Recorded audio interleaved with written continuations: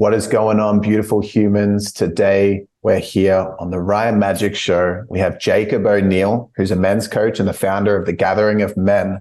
And I'm going to say we're at the start of building what feels like it's going to be a beautiful connection and friendship. We're following the thread of truth, as you just alerted me to that little catchphrase, which resonates. So, dude, firstly, just thanks so much for inviting me into your space with the Gathering of Men and also for jumping on the podcast today, brother. Definitely, man. And yeah, there's like you said, it's the start of I love these starts of relationships, these like a bromance of sorts where there's a really strong calling and I see what you stand for and I feel your values embodied. And I'm like, I want a connection with this man. And that's been a practice that has been very humbling for me because I look up to men like you and I see guys in the online space that I'm really inspired by and I want to build like relationships with. So I feel very, very honored to be on here, man, and stoked that this is the beginning of something. Yeah, beautiful. Thank you for that. And definitely echo that sentiment of feeling and witnessing and experiencing your embodiment and just a dude that's open, vulnerable, and showing up and living your life. And I appreciate the way that you do that. And we connected initially from, I forgot Adam's last name. It's Adam's last name? Kavanagh, yeah. Adam. He's who pretty much lives off the land and runs these wild ass retreats, 10-day retreats. And we've both done it. I don't know how many people have done it. I can't imagine that many people, maybe less than 10. And where we both shared that experience, which, yeah, we could drop in on. But something that was just jumping up for me then when you were sharing, it's like the beginning of a bromance. And what I was feeling in my body was like, I love that fun energy of getting to know someone and the starting phase. And it was making me think of the contrast between like a brother and a potential partner. It's fun. It's fun getting to meet a romantic connection at the start. There isn't yet that usually being expressed, the trauma patterns and the deeper work that connection is intuitively bringing through. It's just the kind of flirty, fun, ignorant kind of start of the journey. And I was thinking, well, it's kind of like us right now, but the difference with men or brothers, in my experience, is that I've never gotten to a point where there's lots of triggers coming up with other brothers personally. And I've got some really key, amazing long-term brothers in my life. But it always happens. It's always happened to me in relationship, but there's been a lot of wounding and trauma and triggers that have come up and just that feeling of like, I love you, but I freaking hate you at the same time. And there's so much pain being brought up here and let's go through this together. It doesn't come up with brothers. And I've got brothers I've been connected with for 10 plus years that I talk about all my stuff with. And yeah, what was coming up for me there is that to me is one of the aspects of the function of having brothers in one's life is that it's a safe space to be able to process where it doesn't have the same heat that you'd have with your romantic partner. I'm curious to know your perspective on like, what's the role of brotherhood for you in your life? Thanks, man. I think, you've articulated that so beautifully. And I believe like brotherhood is an innate like setting in man, in our DNA, genetics, whatever science word we use. But for me, it's innate. It's primordial. It was always there and it will always be there. It will never stop being there. The piece that I found when I started to expose myself to brotherhood was I got to feel what it was like to not have to be in control. I got for me, I truly believe that men's work and brotherhood can be really about embracing your own feminine and the ability to actually rest into. So a lot of the time we work with men and we talk about leaning into a challenge, leaning into your edge. And this is something that I've led on my Finding Your Edge retreats. It's like lean into your edge. But there gets to a point where we get them to lean back into brotherhood. And leaning back into brotherhood is kind of like that trust fall of like, hey, there's men here who actually care about me. There's men here who want what's best for me. There's men here who can celebrate me and hold me accountable to my minimum standard of quality that I want to bring to this world. Mm. And the final piece that I kind of get a little bit it feels a little bit drastic and poetic, but it's like, fuck, man, if I die tomorrow, there's men in my life that will look after Meg, my wife, that will console my mother when she's grieving, that will look after my father and my brothers, and essentially not only that, look after the people that I feel responsible for, but they will also carry on the values and move toward the vision that I believe in, and I believe a lot of men's hearts hold. So brotherhood for me is everything, really. It's the way that I see us moving forward as a human race. And it comes from, like you said, having somewhere where you can come and you're not going to be, even if you are triggered, you're going to have a safe space to move through that. You're going to be able to process that. And once again, brotherhood is not just friendship. It's not just two men. It's this collective of men. So that's something that I've really found is like I've had to expand out beyond just 1 to 2 friends into like letting more men in, trusting more men. And all of my probably the biggest thing for me is like letting go of control. And that's what brotherhood has given me, letting go of control and trusting the hearts of other men. That's really beautifully said, man. And I've got like I've experienced what it's felt like to be around brotherhood for the first time, really going over to Austin during COVID, towards the end of COVID, because I didn't have brotherhood, and I saw what a few of the men out there were building with the empowered brotherhood. So Stephanos, Sifandos, Garrett Jones, Preston Smiles, and they'd kind of been running these workouts and dropped over there, and it felt beautiful. And I felt so empowered off the back end of every catch up that I had. And then since leaving, then I haven't found a brotherhood that I've connected to as well. So it was kind of like a 3-month glimpse in my life. And I actually attempted to build one in Melbourne, and it took off a little bit, but it was as a reflection of me not really being ready for or embodied enough with, I guess, I don't know, just my own blocks around brotherhood or whatever. But I've always felt so peaceful in surrendering to my feminine in amongst other men. And it's almost like when you said that initially, letting go of control and being in your feminine, my mind instantly went to, I could be in my feminine more. So then I can show up more as a man in my masculine for my woman. And that's what I used to see it as in Austin too. But then I realized, hang on, I almost feel like I'm undeserving of just going there just for the experience of feeling held.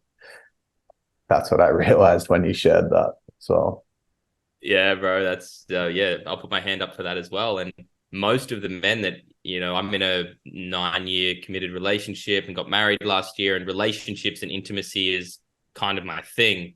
Meg and I have our own podcast, and that's been my wheelhouse through like men's work being what I love, but relationships and intimacy being what I can really support men with. And a lot of guys come to do this work because they want to be better partners, or they want to get their partner back, or they want to be able to hold more of the wild woman. And a big part of that is learning how to like understand what it means to receive without any ROI, without any ulterior, like indirect or direct result in another area of your life. Like you said, I know a lot of the time my initial personal development journey was because I wanted to be better for Meg. I wanted to get better for her. And it got to a point where I had to be like, okay, you've done that. It's worked to here, but now you've got to do it for you. And as someone who has done the people pleasing, nice guy, control freak, taken ownership of other people's emotions, felt like I'm the burden and I need to burden the world's problems, to actually just say, hey, I'm going to be selfish and do stuff for me. It was like dying over and over again. It was a real big death for me. And brotherhood was a place where the best thing about it is like once you have a circle of men surrounding you, and you like, they're not going to back down. They're going to hold you until you get to where you need to go. And that's a confronting experience, but also one of the most deeply liberating. Thanks for sharing that so openly and being so vulnerable. Was there a key piece for you where you started to work on that unconditional receiving for the sake of being worth it on your journey? Yeah. Yeah, there was a key. I remember I had a call with one of my first coaches. His name's Blaze Grinner. He's another men's coach up on the I know sunny coast. Blaze. Epic guy. Like, Mm. I had so much love for him. And I jumped on a discovery call with him, and I was so terrified because up until then, all I'd done was work through. Well, I'd done a few coaching courses, but a lot of the time I just piggybacked on the back of whatever Meg had bought, courses and programs. So all of my personal development was coming through this channel of us. And this was the first time I was like, all right, I'm going to do some work in the area that I want to expand into. And he so beautifully reflected just how strong my belief was around my unworthiness of love. And that Mm. I had the belief that for me to experience love, I first had to go through immeasurable suffering. I can relate to So, that a lot. and I'm not talking about delayed gratification. I'm all for discipline, consistency, and I want to walk to the top of the mountain. I don't want to jump in the helicopter and go up there in 5 minutes. I want to experience the journey. But what I was realizing that I was actually withholding my own withholding love from myself by thinking that I had to suffer and suffer and suffer and suffer, and then maybe I could have some love. That's Mm. such awesome awareness. And like, I'm Mm. so excited now to dig into like before, during, after for you. Yeah. And like, I'm also really curious of how the dynamic shifted with intimacy and like love in your relationship. So I'm curious to know firstly, like, actually, just however you want to deliver it, how did the relationship shift as you started to give yourself more permission to receive love unconditionally without needing to delay it like way in the future and have to go through all the suffering first? How did that impact the relationship dynamic? Instantly the energy shifted, and then the results started to just reveal themselves. But what really happened was, like, there was no more manipulation. There was no more giving with an undertone of I deserve something back, or I've done three things for you, now I want one thing for me. There was a really just like clearing of that and being like, if I want something from you, I'm going to communicate it without expectation or attachment to it. So one of the things that I was a real nice guy, man. Like, I cooked, cleaned, worked, and did absolutely everything while Meg was growing her business because I believed in her, and I believed that supporting a woman's dreams was the most important thing I could do. But underneath that was, I'm doing this to get something from her, which Which is, was what? yeah, it's manipulation. But what were you trying to get? I was trying to get love. Yeah. Like, was it just love, Yeah. or was it also like safety and making sure she stayed? Was any of that, or was it just mainly in the I dynamic? think it was almost like valid, like it's almost like, hey, you're a good boy. Hey, I'm acknowledging that you're a hard worker. You do so much for me. Thank you, thank you, thank you. It was almost like this. Look at how much you, almost like celebrating my suffering. Like, God, you do so much for everyone else. You're so selfless. It was this whole selfless facade, but deep down, all of the things that I was doing was to get that validation, which felt like love to me. So Mm. then when you started asking for it, were you asking for affirmation? Like, could you say, hey, can you give me a compliment to appreciate me? Or were you more all of a sudden like, hang on a second, what are my needs? And you started asking for that, or both? Or tell us a little bit Yeah. about that. So my needs, I'm an acts of service guy. I don't Yeah. really care. Like, you can tell me I'm great. I already fucking know that. So that was kind of weird. I think what I was deep down wanting was like acts of service and physical, non-sexual physical touch. Like, I love having someone run their hands up and down my spine. Like, that to me is like, if I just like lay down and someone just like strokes up and down my spine, it is such a soothing experience. Beautiful. Yeah, that is so nourishing and feels so loving. So I said, hey, I want some. And it took me some, like, I can I can understand that how I'm conveying it was nowhere near as eloquent as it was back then. But essentially, I was saying, hey, lover, like, I want you to know that when I want to connect physically with you, it's not always about sex. Sometimes it's about just wanting actual, like, physical loving touch. And it doesn't need to, my intention is not to take us into sex.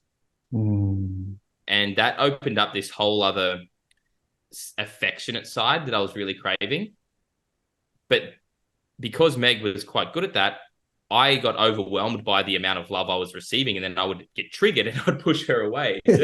So what happened? I said a few times, and this was like when I finally realized what was happening. I was like, oh, I've reached my capacity for love. Like, you've loved me too much. And now I feel unworthy of this extra love. So I'm going to try and push you away.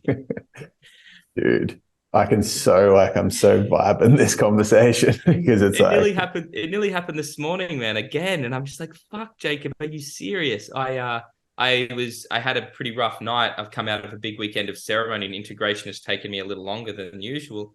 And I woke up a little late. I had a call, and Meg said, "Is there anything that I can do for you?" And my first thought was no. And then I said, "Hey, could you make me a coffee? We've got this new coffee machine at home, and it's great. We love it." I said, "Could you make me a coffee? That'd be amazing." And as I was saying it, I walked over to the coffee machine and went to press the power button. And my body was operating differently to what I'd communicated. It was so automated to just tell her wow. that I wanted it, but then go and do it and make her feel wrong, almost make her feel pushed away. And I was like, wow, like, I'm so, like, my journey with receiving is an ongoing one. Wow. That's really like uh relieving, like an extra layer of nervous system relief for me with some of what I'm going through. And it's like, because I'm such an intellectual person on one layer, understanding this stuff to reference back to can be so supportive for my implementation and embodiment work with it.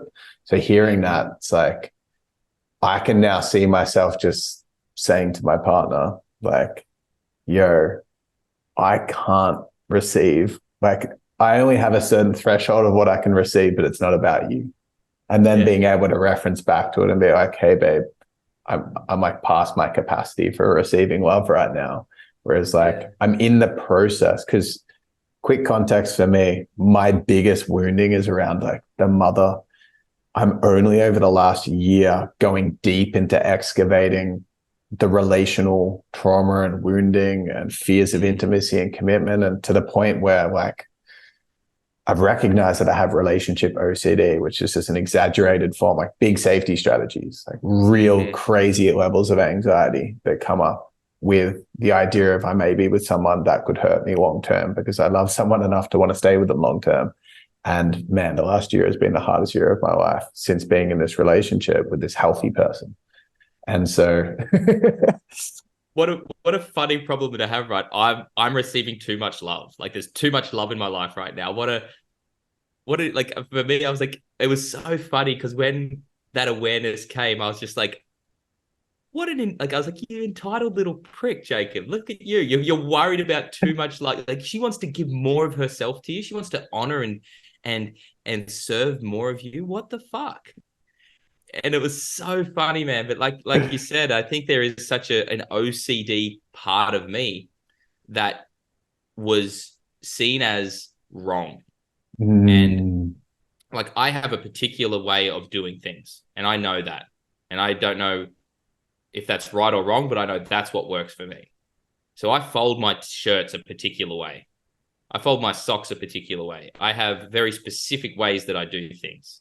mm, And learning how to communicate that was important to me in the relationship when my partner didn't see that as important was also another big part of my journey, was actually speaking up for, hey, lover, this is important.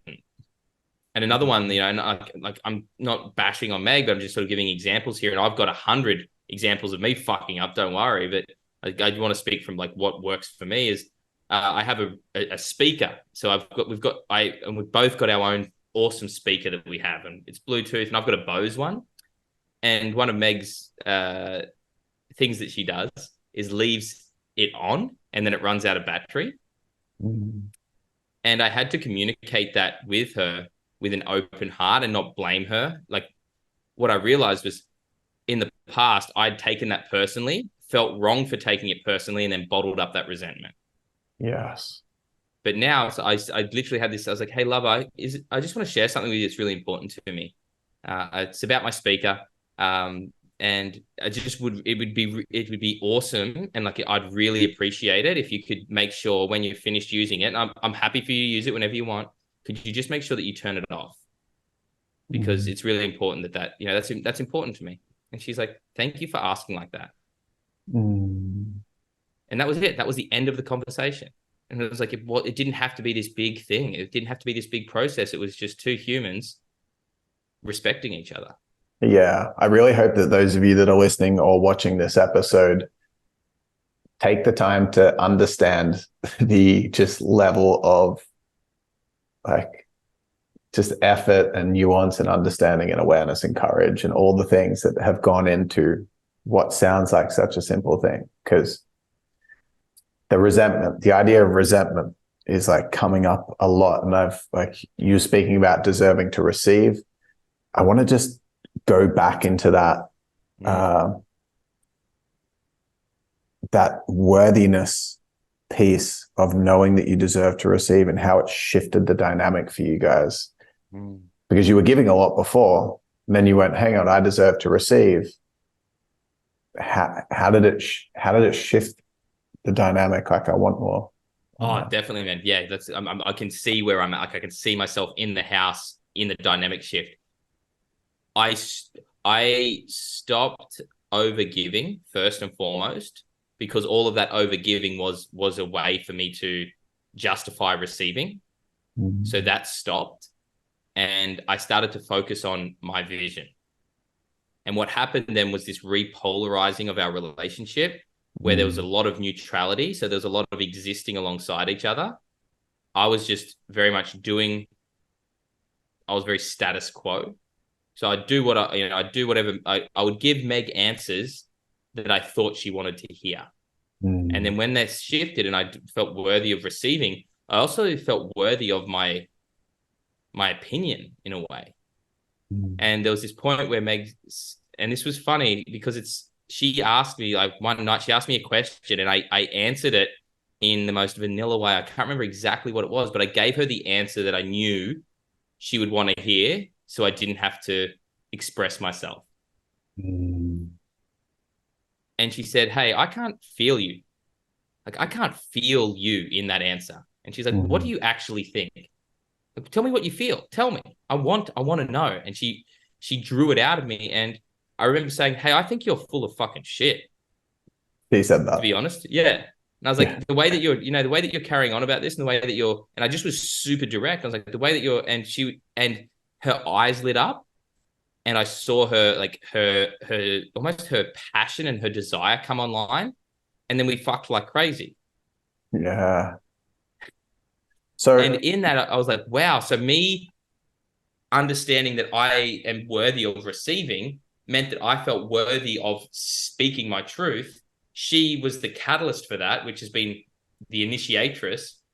And that then allowed me to speak my truth to her, and the truth liberates and cracked through the separation that we were feeling. And she just like wanted to just devour me with love. And I was like, I'm receiving the wild woman now. Whereas before I was worried, I was scared of receiving her. Now I feel worthy. I'm aware of my desires, and I'm willing to put myself first. So rather than put her emotional needs first, I was willing to speak the truth and be in the process.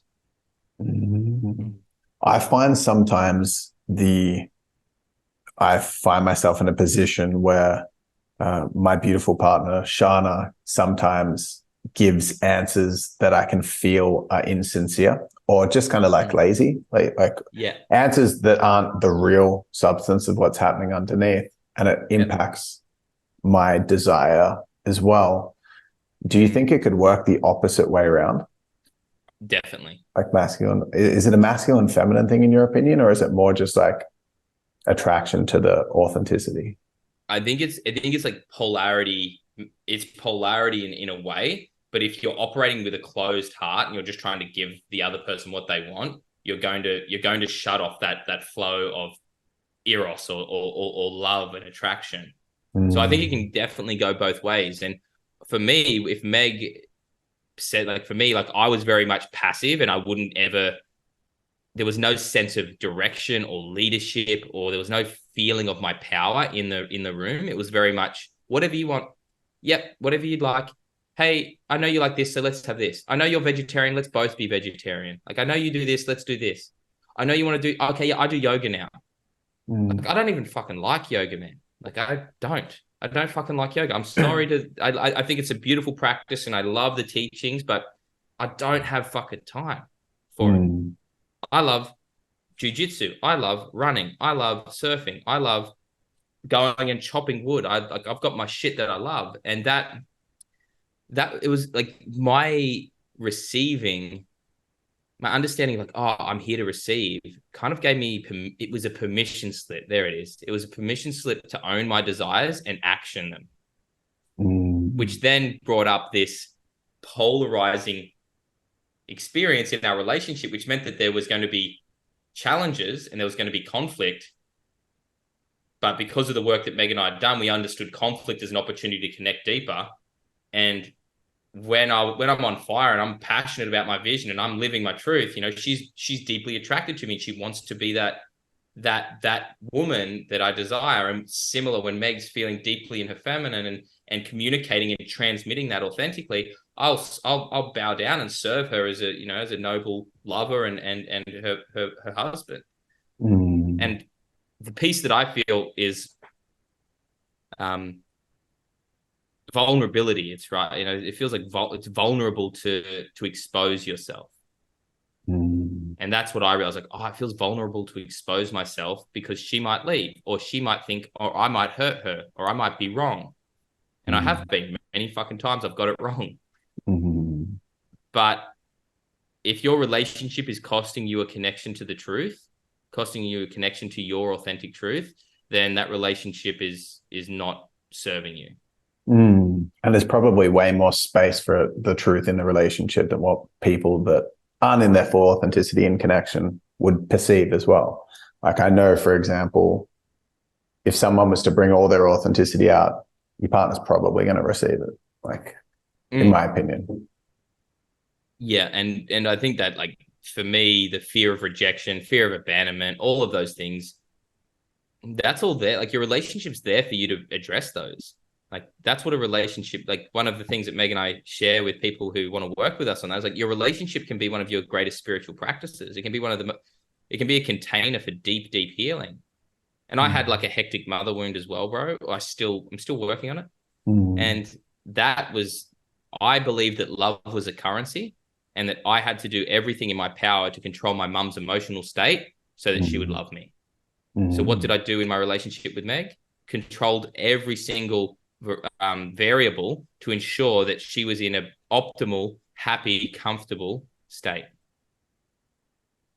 I'd love to just, like, air my dirty laundry briefly for you to comment on from this lens of embodied experience that I can feel that you have. So I am very selfish in connection. I'm very afraid that I'm not going to get my needs met. And so sometimes I just overgive to create distance, but I don't overgive to receive. I overgive to stock up reasons why I should, like, why the other person's wrong. So I feel safe in my own unlovability, my own unworthiness, my own, insecurities. And I find the receiving piece for me is the big one that I don't even notice for weeks at a time, that I've forgotten that I can receive from relationship. And then the moment I realize, I'm like, oh my freaking gosh, I did it again. All I'm associating is potential pain in this relationship. I go in every single day trying to avoid negativity, avoid pain, not to potentially attempt to gain pleasure or support or love. but it's always there, accessible. My partner's trying to offer things regularly, and I just I push it away, and I get resentful for not receiving, but I don't actually want to receive. Part of me does, part of me doesn't. So it's like I'll be frustrated internally and resentful for things I'm not getting as a way to create distance, but I'm actually scared to receive it simultaneously. So for me, physical touch is also massive. If I get like a massage and I can feel her love, devotion, and presence put into it, I'll cry while I'm receiving the massage because it's like healing for me. Or a blowjob, which is often I'll cry when I'm receiving a blowjob if I'm in one of those phases where I'm like really resisting it. The whole time I'd be like, oh, my head's like judging her, wondering if she's the one, frustrated about this, frustrated about this. But at the end of the day, I was just scared to receive. And it's such a mind F for me. Bro, resonate hard with that. Deeply resonate with that. And a lot of how old are you again? 31.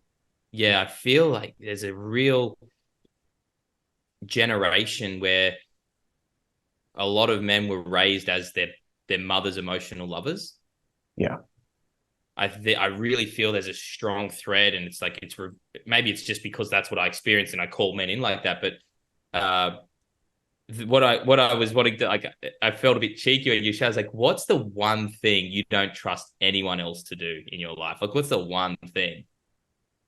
Yeah, I'm open to answering it. Yeah, because what I did was like, what is the one thing I would never let anyone else do for me? And then I was like, oh shit. And then like that, knowing that showed me all of these other things that I didn't trust. And then I was like, okay, what if I gave Meg permission? What if I gave her the keys and said, take it for a spin? Take this job for a spin. And even though you might not get it the way I want it, get it done the way I want it done, or do it the way I would do it, can I just receive your willingness? Not necessarily your final presentation of it or your finished product, but can I receive your willingness to serve me? So is there something for you, bro, that comes up? Could it be something like something to do with money? Like I wouldn't trust her to choose to, I would be like buy clothes without me knowing, probably something like Your that. clothes? Yeah, like choose something that's going to look good for me, Dude, that is my thing. Like I do not trust Meg buying me clothes Yeah. at all, bro. That's a great one. Yeah, What would it okay. feel like to be like, hey, lover, I need a new shirt. Could you go and get me one? Could you go to the store? I'm a medium. I like a relaxed fit. I need a new button up. Could you go grab me one, please? I just trust you to get whatever you think. Well, I feel like there's medicine in what you're saying, and I feel like what's coming up for me is like I'm already afraid. This is what's going through my head. If I get her to do that, then she's not going to be able to give to me in the ways that I actually want to receive because I don't care that much about acts of service. So like already the anxiety that was going into my body is like, oh no, the resources that are finite and super scarce for me to receive are going to be channeled in a direction I don't give a shit about. And now I'm not going to be able to receive. And it's like, so I'm like so highly strung in the moments that I receive because I'm so afraid that I'm not going to receive well enough. And then the time's passed. And then my life's just a shit receiving thing. So like massages are important to me, but I'm so critical of the standard of massage. I'm like an amazing masseuse myself because I love it. I care about physical touch and I'm really great at it. Like, and then my partner is not as physical touch orientated as I am, not quite as skilled in that department. So if I'm getting a massage, I'm just like, fuck, this is my time to receive this. And that's just being wasted because it's not good enough. Thoughts? Totally.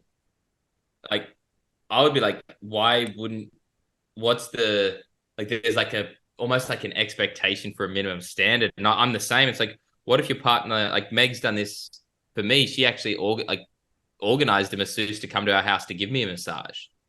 And that was like an act of service, physical touch. It was like this. I was like, what? There's someone coming to it. She's like, yeah. they're going to be here in half an hour. So finish what you're doing. And it was like she was doming me. And I was like, what the fuck? And I got a massage from a great masseuse.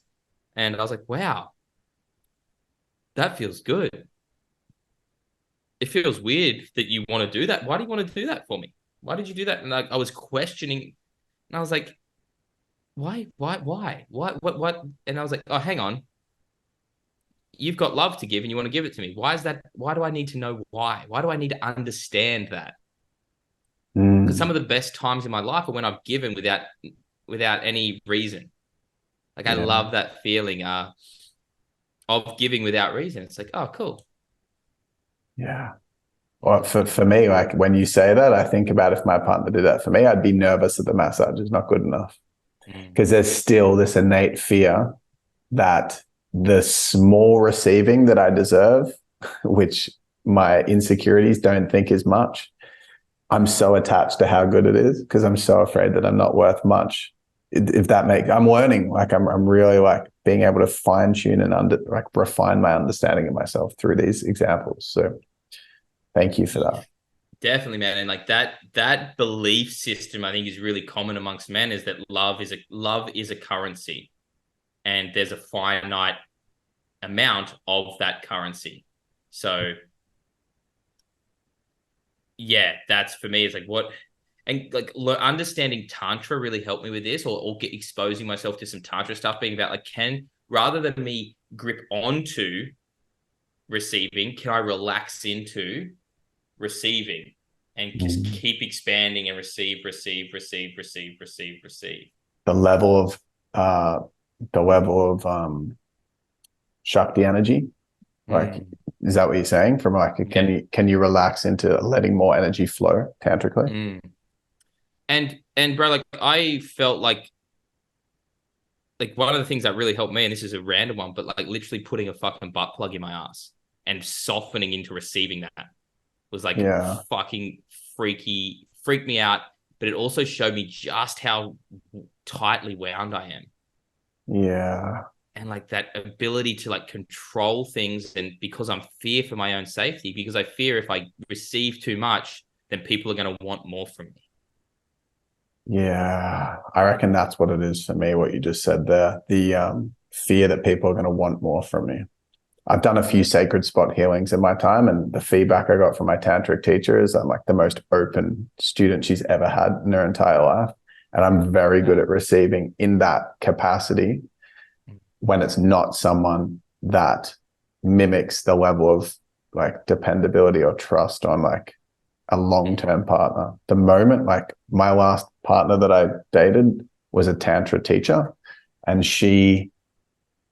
we had the most amazing connection and sex life, and it was ridiculously incredible, like the best sexual experiences I've ever had. And Mm. the moment that I felt her desire to stay with me long term, even though I want a long term partner, I'm not like a fuck boy that just wants to fling around. I want my queen. Like that's all I've ever wanted. I've always been in long term relationships. But the moment that this person that we had this casual connection like said something that made me feel that she wanted to be long term, my entire capacity to I went to massive overwhelm and anxiety, like freeze, freaking out. And the same thing happened with my partner that I'm with at a certain stage. It was like flowy, chilled, and then boom, holy crap, this could be my queen. And then boom, since then, anxiety's been weaving its way through for the last year and a bit. Mm. So like butt plug, anal play, receiving from my partner, I'd be super keen for it. She's not open to it at this point, but you're keen for it.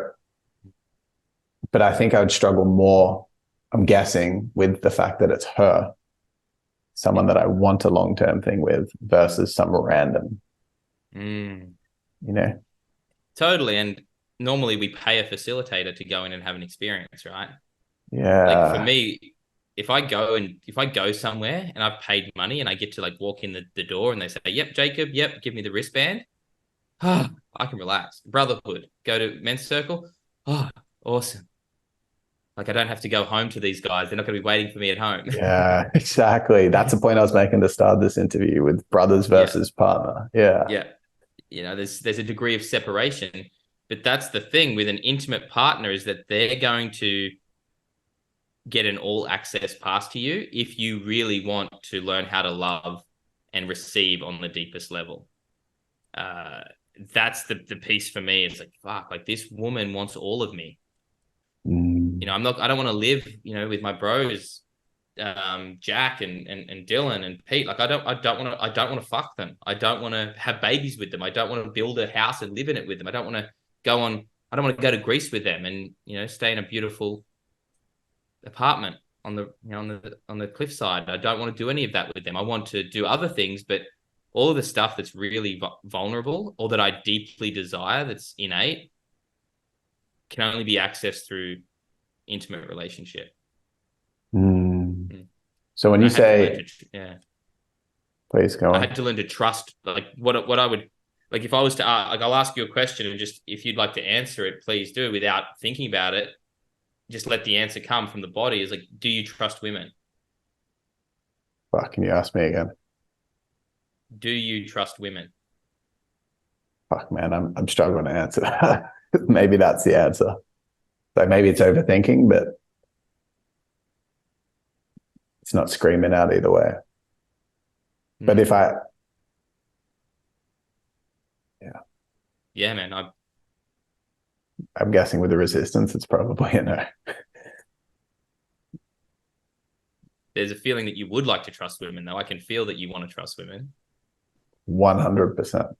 100%. What can a woman give you that no other thing can? I think like babies. What do babies represent to a man that has a vision for his life?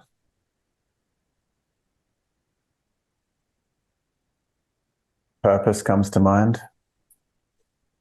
And with purpose, we create legacy. Yeah. So what can women give us? Legacy. Like our expression after we're gone. Yep. Our name lives on. Our bloodline lives on.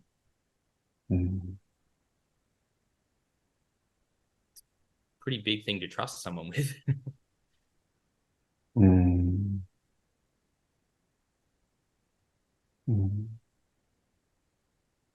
So you're essentially saying like it's understandable, just in the all wounding trauma dynamics aside, like it's a big deal.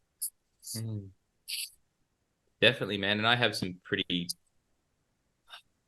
just straightforward views based on the fact that we are nature. And I believe the truest reflection of a man is nature. Like go out into nature and hang out with a tree and you'll start to feel more like yourself. Go and sit by a creek. But there's a part of us that wants to procreate. There's a part of us that wants to pass on. And I know there's a variety of genders and all that sort of stuff. And if you want to play in that realm, I'm not your guy. It's not my wheelhouse. There's other people that can best serve you in that exploration. But what I truly believe is that if a man's legacy is his most important thing, that's his North Star, and men are here to live on purpose and to build their kingdom, then one of the parts of that is having someone to pass that kingdom on to pass the reins to. So you can step into your eldership and go and sit in the rocking chair. And I think for me, I realized that I wanted to jump from warrior to elder. I want to be the elder with the wisdom. But to be the elder, I need to actually go through these. I need to climb the mountain, right? It's funny. I pulled one oracle card this morning, and it was elder. Yeah, and one of the things that I say to people is like, we're ancestors in the making. Like, let's fucking do the work so we can be good ancestors. I love that. I don't care if there's books written about me. I don't care if, my fucking, if everything, and this is the piece that I truly believe based on my spiritual journey in Peru and my journey with my faith and my ceremony is you can destroy everything that there is to know about me. And this is probably the flip side to legacy, is having some faith as well. Like, I know that, as an ancestor in training, like there'll be places where you go and you will hear my voice. There'll be sacred sites where my children and other men go to the rock pools here at Kugel Cascades, and they'll know that men have sat there for years. They'll feel our presence there. They'll feel that true reflection of manhood in nature because we went and spent the time in ceremony, practicing ancestry, practicing our own ancestorship. And part of that, I think, is, having a relationship with the divine or the great mother earth. And like, that's a feminine energy. It's beautiful. So yeah, man, I kind of went a bit off track there, but for me, one of my favorite things that I saw in Peru was that they weave these seed pods to place the people who are in deep unconditional service to the world, and they would plant them in the earth.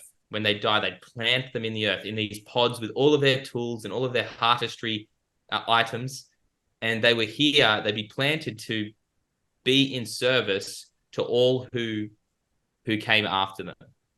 And I'm like, that's legacy, right? To continue to serve even when Jacob O'Neill or Ryan Magic is gone, that will continue to be of service.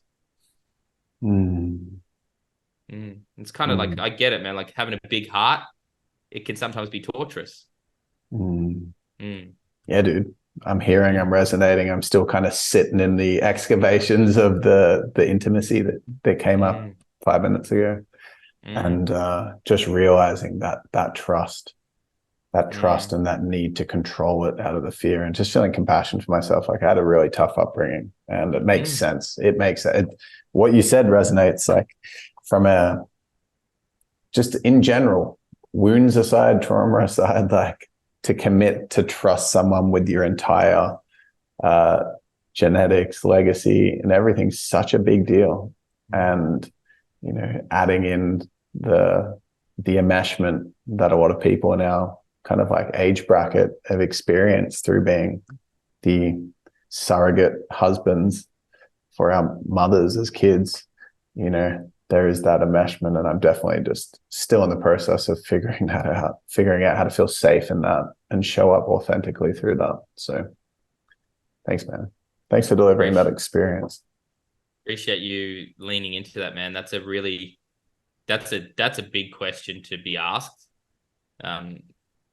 And yeah, appreciate you. Yeah, it's so beautiful I felt like, fuck, man, I feel like there was such it was like I felt like you were reflecting back my direct experience. So thank you. You're welcome, brother. You're welcome. Yeah, I'm like so in for this journey. I'm so in it. The last year has been so much around this, and yeah, it's still the area that I have got the most challenge in. So yeah, thanks for that. All right, to kind of pivot out to create some more stability and groundedness for me. Random other question. Why do you refer to or call Meg your lover? Like, you say, hey, lover. How long have you been doing that for? And tell us about that. So the primary role Meg has in my life is to be my lover. Everything else is secondary. So we invoke that role with that word. Hey, lover. That's the primary reason that we're together, is to experience intimacy and love. And everything else comes after that. The fact that we both pay rent at a house, we're housemates. We're doing all these other things. They're all secondary roles. And if your intimate partner's primary role isn't lover, then you're going to potentially be looking for that outside of your relationship, whether that's in whatever can create that sensation, whether that's sugary food, whether that's porn, whether that's the cute barista that you spend an extra 10 minutes talking to. And none of that's bad, man. That's all interacting with the energies of life. But for me, Meg's my lover. That's her primary. And at any point I lose sight of that, it's my duty and my responsibility to come back to, hey, we're lovers first and foremost.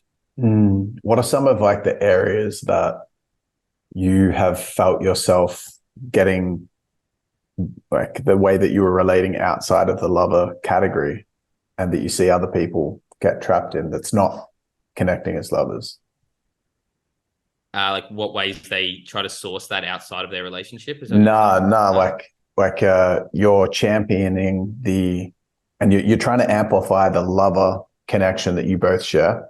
If you didn't understand that concept, what are some ways that you would act with Meg that's not like being a lover?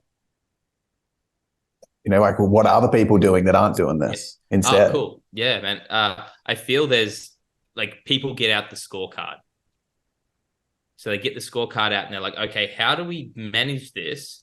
So if I do the dishes, you do the laundry. If I do this, you do that. Or if I've done this, or I've had a big day at work, don't annoy me. I've had this, now don't do this. So what I call those is like, if we imagine like you're Meg, I'm Jacob, we've both got our hearts, there's a channel between us, and in the middle, there's this deep fucking love. There's this well that's infinite. But because we have stories, we start to put these walls in this channel and we close our hearts. And what happens is that actually stifles the access we have to that deep fucking well. And that can be a variety of things, man. That can be a variety of things. For me, I see a lot of people not knowing what they truly want. And that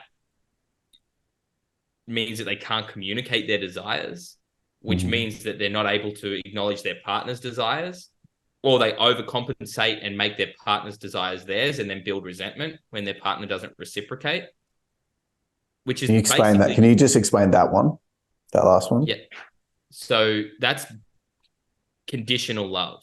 Can you say it again? Sorry. The piece around if I do something for you, like on the scorecard piece is like, if I do this, then I'm going to expect you to do this. Yeah. Okay. Yeah. Which is kind of the 50-50 dynamic, which David Data speaks of. Which for me, that's what I see a lot of our generation stuck in, which is we are equal. We're fucking not. There's no way we're equal. We're irreducibly unique. As people or as genders? As people. And genders, we're different, man. We are different. We are so different. Men and women are different as fuck. Yeah, I couldn't agree more. Just like if we came off the back end of like, if I had got 10 of my people that I'm connected with that are men, 10 that are women, and put them all in a separate room, men's room, woman's room, came back from the 10-day experience and was like, it was fucking awesome. I fasted for 4 days. I was fucking like going in like rivers where crocodiles were. I was like shooting bow and arrows, and I was like, tell that to the group of men. They're like, fuck, that sounds sick. Go to the group of women and they're like, oh, I love it that you are doing that as a man, and I want my partner to do that too. That's the response that I get. So to give you an example of that, when I went and did that with Adam, Meg went and stayed in a villa in Bali for 2 weeks and stayed in this like lush as fuck villa. Yeah. Like private pool, big, like, every people waiting on her hand and foot. Yeah. So tell me a little bit. Sorry, brother. I cut you off. Go for it. Oh, tell us about the 50-50 rule a little bit more on this, because I've done so much intimacy work, but I haven't done it. I haven't been felt safe enough to like allow it to become an embodiment in my relationship. It's been so much unsafety and anxiety and stuff that I've been navigating over the last year that it's my area. I want to learn as a brand new student. So I'd love to understand this scorecard 50-50 data dynamic a little bit more as it pertains to a non-lover based relationship. So anyone that's listening and myself as a student can go, how do we invoke this lover dynamic more? So I'll speak on behalf of men to begin with, because I think it's important, is that as young boys, we grow up learning a structure for life, which is based on sport and education. And they're very linear, they're very structured, and sport is competition-based. Business is also competition-based, which is born of the education system. We learn through the education system how to be in business, or how to do what's fair. When we get an employment contract, we make sure that it's fair. There's a healthy exchange of money for our time and energy and our skill set. In a sporting match, we're going up and we're competing against another team to win or to lose. and there's numbers that go on a board. And that's how we develop our structure for relating to things outside of us. That was my experience. That's also what I believe a lot of men experience. I'll speak on behalf of them. So I don't know if that was similar for you, bro. Do you find that's yeah? And I've always been in business since being an adult. So I found safety in attempting to win sport and business. Yeah. And what that means is that for us to win, someone has to lose, or someone has to get less than us, because finite. But that's the 50-50 dynamic that we end up evolving into, where it's like, well, let's, say I make $60,000. Wait, I make $40,000. You make $60,000. That's $100,000, and our rent is $1,000 a week. You pay $600, I pay $400, right? That feels fair. That's a 50-50 dynamic. It's all based on equality. And when we try to bring that into like in a lovership, where our woman may need more of us on a night, but or our woman might be in chaos. So, for instance, Meg has a big emotional process. She has something come up in her field, and it's her turn. And she said, "I can't wait to cook you dinner tonight. I'm going to cook you fish tacos, and they're my favorite." And she's like, "You cooked last night. I'll cook tonight." And then she comes out at like 4 p.m. and she's like, "I just had the worst thing happen. This. It's not the worst thing. It's just her perspective, obviously." Sure. And I'm like, I have a choice in that moment to play 50-50 and say, "Hey, too bad. You said you'd cook dinner. I cooked dinner last night. That's fair, right?" What the truth of the moment is asking for is me to be like, "Hey, lover, what do you need right now? What would make you feel? What do you need to feel more loved right now?" Because it sounds like you need some time alone. It sounds like you probably need to go and dance. It sounds like you really need some time. Maybe go put your hiking shoes on and go for a hike and go dance in nature. And you know what? I know you said you'd cook dinner, but I'm going to cook dinner tonight. Don't worry about it. That's not 50-50, right? I've abandoned the rule book. I've abandoned the scorecard, and I'm no longer playing into the business deal dynamic. And that's the same thing that happens when we have an argument in a relationship. If you're trying to convince your partner that your point of view is better and that theirs is worse, then you're trying to win an argument rather than see conflict as a portal to deeper connection. And through that, like, vulnerability is really the key that unlocks that deeper connection. But if we're trying to convince our partner that our way of seeing it is actually true and their way is false, when there's like your truth, their truth, and then the actual truth, for me, like, moving beyond 50-50 is holding the paradox of their truth is their truth, my truth is my truth, and then there's actually an invitation for me to just be vulnerable here.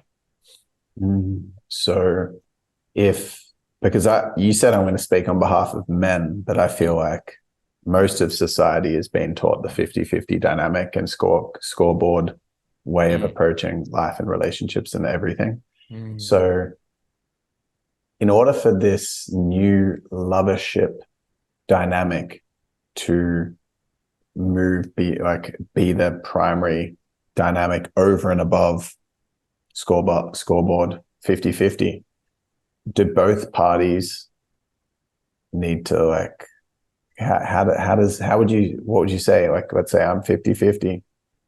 How does the relationship get to that point? Because I'm vulnerable as hell in the relationship. Every day there's shit that's coming up and I'm being vulnerable and I'm having space held for me, but I definitely still maintain the 50-50 dynamic.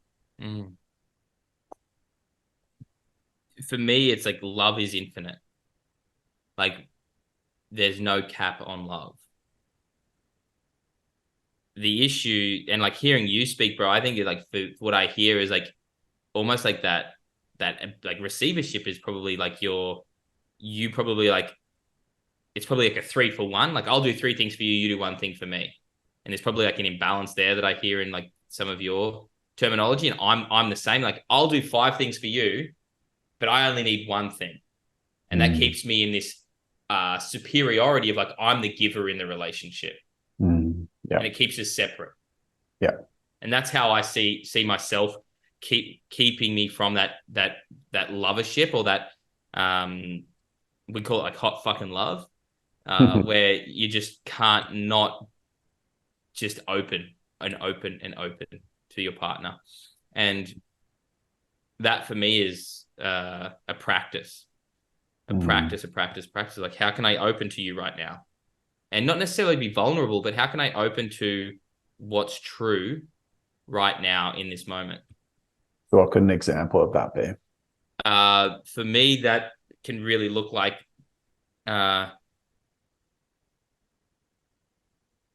which example do I want to use?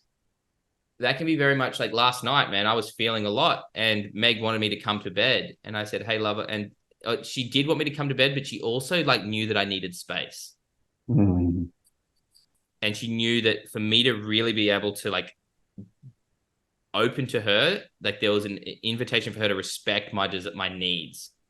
And she said, "Hey, I really want you to come to bed, but I know that you need space. So if you want to come to bed, I'll be there. I would love for you, but I also know that you need some time. So you take as long as you need, and I'll see you in the morning." And she respected my need for space. And in that moment, I just like melted, and I was like, "Hey, I'm just going through a lot right now." I realized, and I opened to her, like she let go of her expectation of how the evening needed to look, and said, "Hey, I can see that you need your space." And as soon as she said that, I felt relief, and I said, "Oh, lover, I just realized that I haven't actually stopped to feel my integration after the weekend." You know, we had people at our house, and I was building sweat lodge, and I was running around cooking food for everyone, and making sure everyone was happy and feeling safe and complete with their journey. And I didn't actually stop to be with myself. And like her trusting that was the truth. Jacob needs some space, even though I want him to be in bed with me. I know that if I respect and open my heart and let him know that his needs are important, that he will open to me as well. And what did you do? I said, thank you. I explained what, and like I hadn't told her that I was still feeling a lot of residual like emotions wanting to come to the surface. And I started explaining, I was like, "Hey, I just haven't stopped. I need to like be in my own space. You are right. Thank you for like seeing something that I couldn't see." So then I watched this movie, and I laid out on the couch by myself and ate half a tub of ice cream and cried.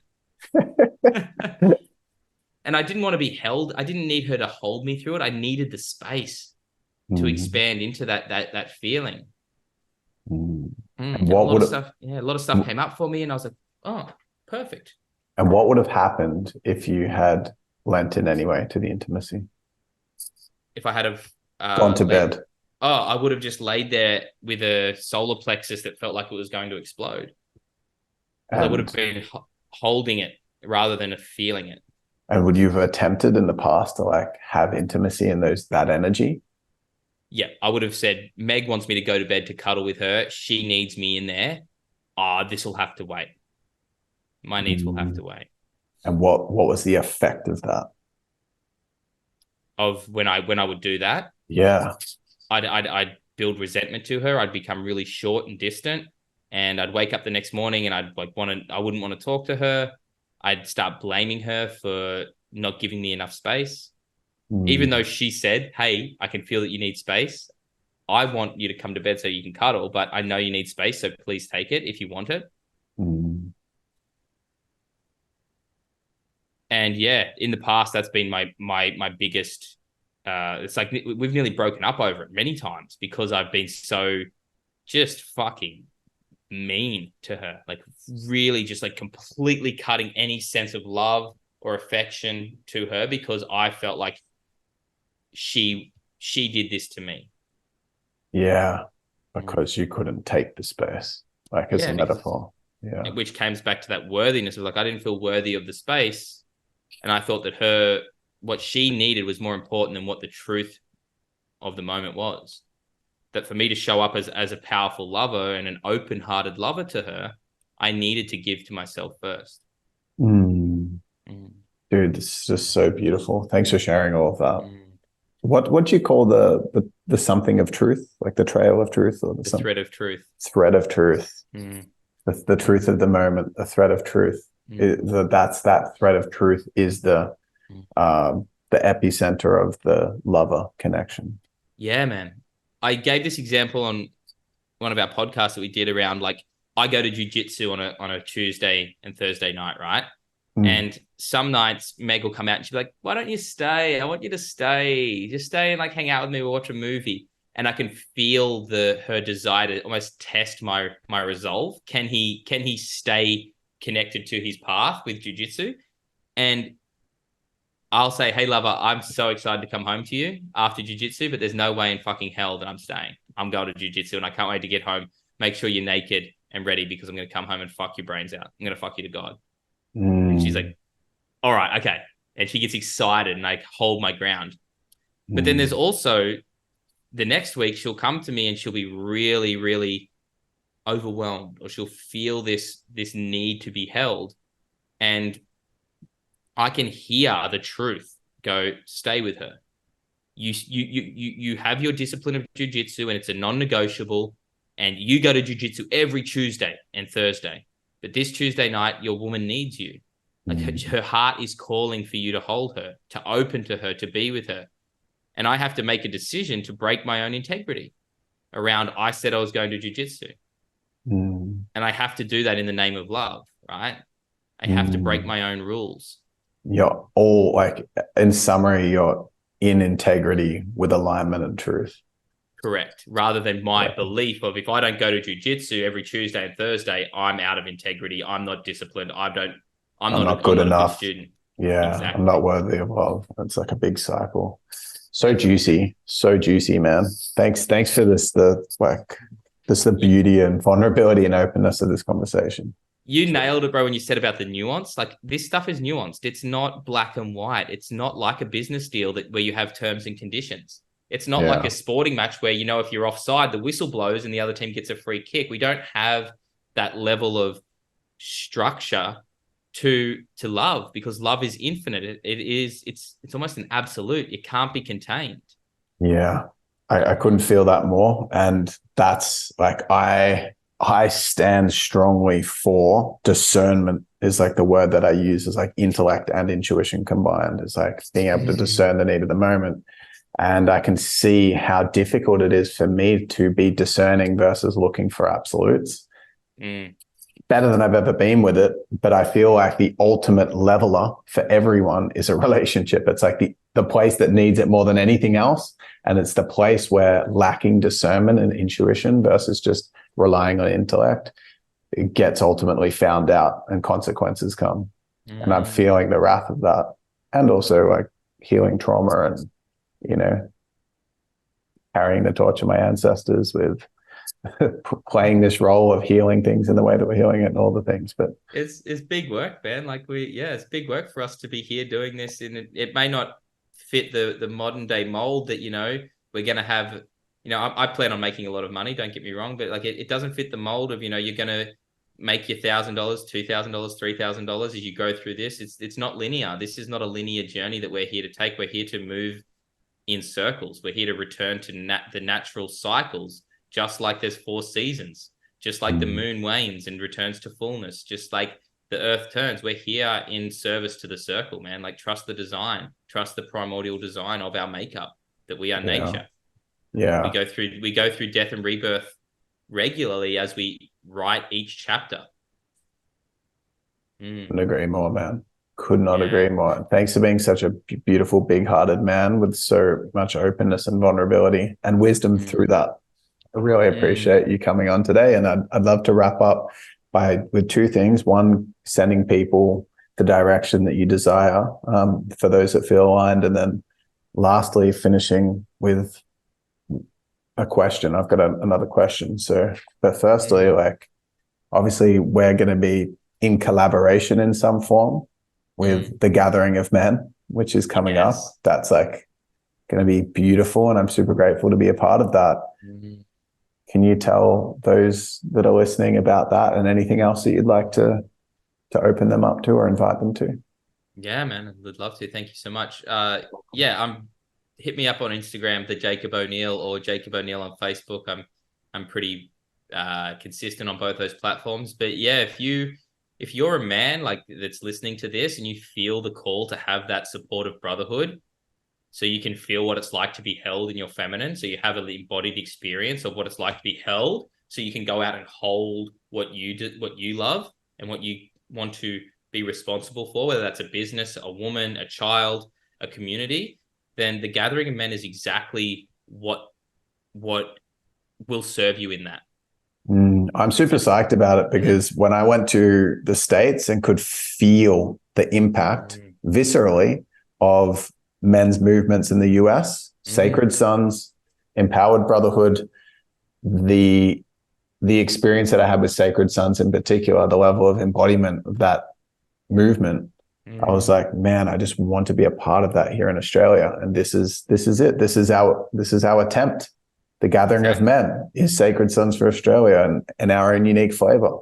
Exactly, man. And that's the way that it's designed is to give every man his sovereignty. You know, this isn't a business collaboration. We're not going into business together. We're leading a movement that we believe in.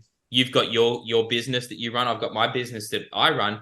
And we build this community, this movement of men that are dedicated to being pillars of healthy masculine culture all around Australia and eventually the world. So if you're a woman as well that has a husband, a partner, a brother, a father, a son, that this would serve on the deepest level, can you open your heart and invite him into his potential by saying, hey, this is happening, and I think and I feel that this would really serve you on the deepest level. Like, I want this for you. I want you to feel what it's like to experience deep brotherhood. I want you to have this. I want you to spend time out in nature with other men. I want you to take this time for yourself. You deserve it. And, you can say that in whichever way you want, but literally have the courage to invite your man or the man in your life to this. Like, have the courage. Like, that's vulnerability. Vulnerability in action is courage. So if you see this for a man, see this as your sacred duty to pass it on to him, and know that this is in service to not my pocket, not your pocket, not any kind of ROI. This is in service to humanity. This is in service to the culture that I believe, especially Australia, is aching for, man. Powerful, heart-centered men. Yeah, and the event is definitely not it's not money driven. It's so affordable. Like if someone wants to make money as a coach, men's work is not the most profitable way to do it. That's for sure. Definitely not. Definitely not, bro. It's like, how much is it? The gathering of men? $555, man, for 4 nights, all organic whole foods. We are camping, so you're going to have to rough it, but that's part of it. Returning, sleeping on the earth, bring your swag, bring your mattress, bring your tent, whatever it is, and come and be a part of the truest reflection of masculinity that we can cultivate over those 4 days. Dude, that's so affordable. I know. It's been a practice in, like, am I playing into my I don't deserve more? But when I tune into the 5, 7, 10-year vision, it's true for me that is the price, and this is the way that we're designing it, because we're breaking out of the mold. I still have a business that runs, and if you want to work with me one-on-one, it's a very different experience finance-wise, and I'm sure you're the same. When you value yourself and your transmission and your offerings, as do I. But this is a collective movement, man.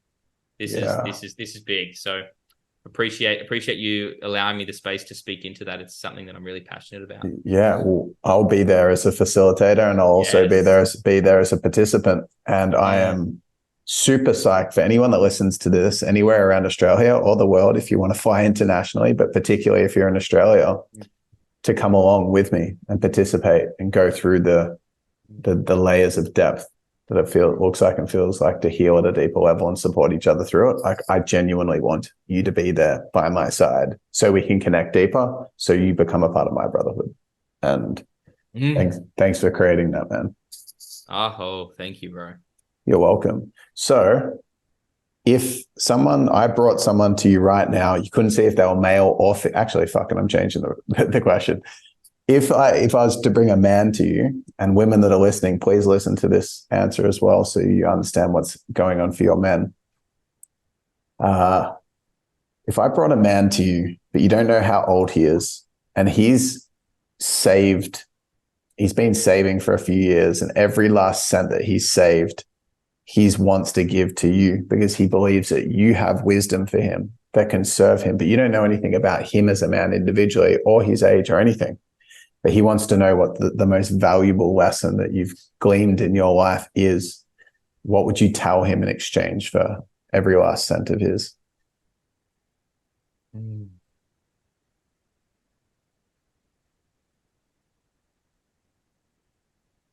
Oh, that's weird. I want to give you like the men's coach answer. Uh, the the answer that I'm going to give you is just, yeah, it's very, very loud in my body right now. Is dance and sing until you know the song of your heart and the dance of your lineage. Can you explain that? The, your uniqueness is found through the path of returning to your heart and acknowledging where you came from. So dance and sing, dance and sing.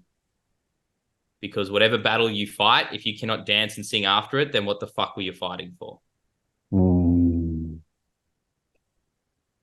That's so powerful, brother. Thank you for sharing that. I've got one more follow-up question, which is find out where you came from, that aspect to the answer.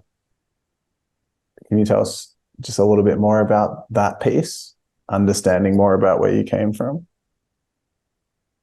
For so long, I pushed away the men in my life that I thought didn't understand me, especially my lineage, my father, my grandfathers, my uncles. And upon reflection, I now see them as like necessary parts of me. We are not separate with them. I am from that. That's the seed lineage. Like I came from my dad's dick. Like and he came from his dad's dick, and then he came, and like I'm like, fuck, man, like you were born of this man. You were birthed by a woman, but the seed was planted by this man. So know where you came from. And I'm from fucking Weewar, man. I'm Jacob O'Neill from fucking Weewar. I'm a country boy at heart. I love fishing. I love fucking running. I love chopping wood, and like I know who I am. And I'm okay with that. Like I'm not pushing that away or trying to be something that I'm not. So knowing where you come from is I think it's a real masculine practice, and it goes against some of this spiritual stuff where we expand out into the cosmic infinite. But at the end of the day, I'm Jacob O'Neill, and I'm here to be me. So for me, that's and part of that is reconciling the men in your life that shaped you to be who you are. So if you want to practice, I'll give you a quick practice for any men that wants to do this. I want you to take, I've got my paper here. I literally had this come to me over the weekend. I've got their names written down here: Dad, Pop, Pappy, Tony Lancaster, David Pierce, Matt Rosier. I'm going to write 10 letters to 10 men that influenced who I am today from my life. And I'm going to send them this letter and offer them some really beautiful words of gratitude around particular moments that really shaped who I am, and share with them those experiences and how important they were in the life that I now get to live. And for me, that's, I don't want to keep going on, but what a lot of men want to know is that they're appreciated, that hey, like what you did mattered. At the end of the day, that's like, I just want to know that what I did mattered. It had some sense of meaning. And like, for me, it's like, you know what? Hey, I say it to my dad every time I leave, and it cracks me. I'm like, hey, Dad, I just want to let you know I appreciate all that you do for me. Thank you. Like, I'm so grateful. Thank you. And he's like, why do you keep saying that? And he gets all sort of closed up, and I'm like, because I mean it. And yeah, you've really helped me, and I just want to let you know that it doesn't go unnoticed. Thank you. That's so beautiful, man. Mm. I'm so glad I asked the follow-up question, and thanks for the depth. Thanks for going. Mm. It's definitely, your voice Mm. was so celebrated on this call, and I appreciate you deeply for coming on here and just being you, man. Thank you so much for showing up today. Epic, man. Appreciate you, and let's see where this journey takes us. Looking forward to some time in the flesh at the end of September at the Gathering of Men, and then, bro, wherever the wind wants to take us, I can see this being a beautiful, beautiful life. Mm, Mm. beautiful, man. And listeners, thank you so much for jumping on today. Being so open as well, because you've been tuned into this whole episode. Like, we brought some vulnerability, some rawness, some profanity, some sexual stuff. Like, you guys rock. Mm. And appreciate you guys jumping on so much. And it'd be meaningful if something really stood out to you, to send Jacob at the Jacob O'Neill on Instagram or Jacob O'Neill on Facebook. Just reach out and send him a little message if anything in particular touched you about his shares, and vice versa with me too. If something touched you about what I said, open to receive. So thank you so much, listeners. Thank you so much, Jacob. Peace out. Bless up. Beautiful, brother. Epic, man. Thank